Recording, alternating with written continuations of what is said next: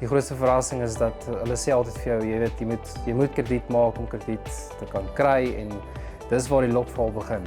As jy nie versigtig speel en dit reg hanteer nie, dan gaan dit net af en dan sit jy in 'n gat en dan dis die probleem. Voor ek afskuld van gehoor het ek elke maand bietjie vasgebrand, jy weet, met mense geldjies leen hierso en geldjies leen daarso en krediet het net opgebou tot op 'n punt waar dit net te veel was. So ja, dit was nie great geweest voor dit nie.